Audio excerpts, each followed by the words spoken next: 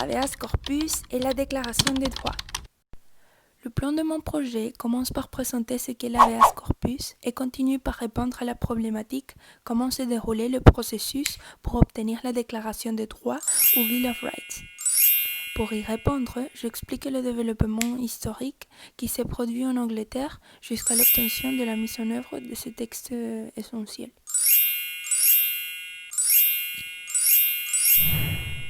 La phrase en latin habeas corpus ad subjicientum, généralement abrégée à habeas corpus et parfois connue sous le nom de The Great Writ, nomme une liberté individuelle.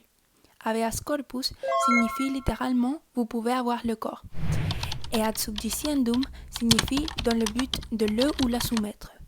L'implication vise à le ou la soumettre à un interrogatoire devant un tribunal. Là où le principe est respecté, personne, pas même le président, le monarque ou toute autre personne ne peut tourner quelqu'un illégalement. Une fois qu'un ordre a été déposé, ils doivent amener le détenu en question, son corps, devant un tribunal et permettre à ce tribunal de déterminer si cette personne peut être légalement détenue ou non. S'il n'y a pas de cas juridique d'emprisonnement, le prisonnier doit être libéré. La pratique remonte à l'époque anglo-saxonne, mais elle n'est entrée formellement en droit anglais que par un acte de parlement en 1679. Une ordonnance d'habeas corpus est le document fourni à un détenu qui garantit ses droits.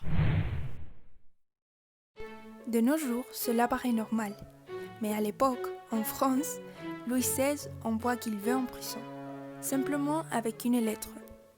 Les fameuses lettres de cachet, et sans avoir besoin de se justifier auprès de qui que ce soit. En Angleterre, avec l'habeas corpus, c'est désormais fini. L'habeas corpus garantit que personne ne soit détenu sans inculpation. C'est l'idée de toute façon.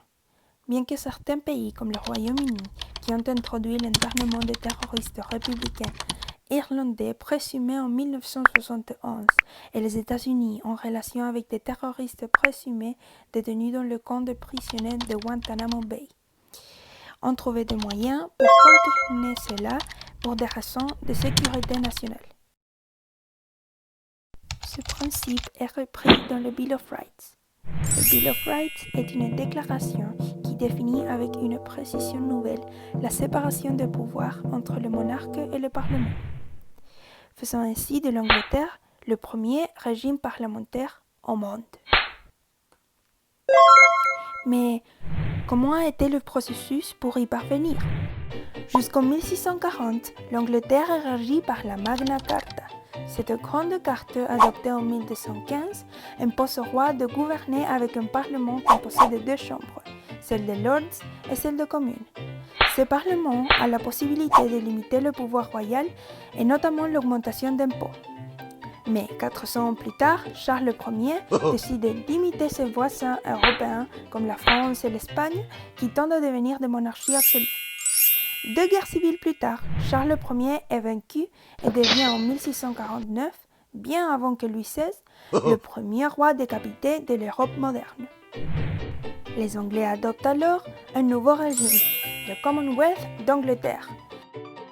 Mais même si sur le papier c'est plus ou moins censé être une république, dans le fait, le Lord protecteur Oliver Cromwell a une conception du pouvoir tout aussi autoritaire et héréditaire que s'il était roi.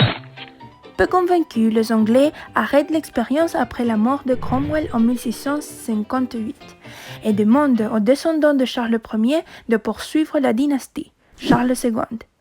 Revenu d'exil, monte ainsi sur le trône en 1660, monarque absolu multipliant les arrestations arbitraires chez les opposants. Le Parlement lui impose en 1679 une loi qui va marquer l'histoire, l'habeas corpus. En théorie, seulement car le successeur de Charles II, son frère Jacques II, refait les mêmes erreurs et, en 1688, alors qu'il ne roi que pendant 3 ans, éclate une révolte, la Glorious Revolution. Certains nobles anglais préfèrent alors se tourner vers son gendre, Guillaume III. Il devient roi de l'Angleterre en 1689 et accepte à cette occasion un texte essentiel, le Bill of Rights, ou Déclaration des droits. Par ce texte, le roi accepte définitivement de voir son pouvoir limité au Parlement. L'indépendance des juges, déjà amorcée dans l'habeas corpus, est renforcée.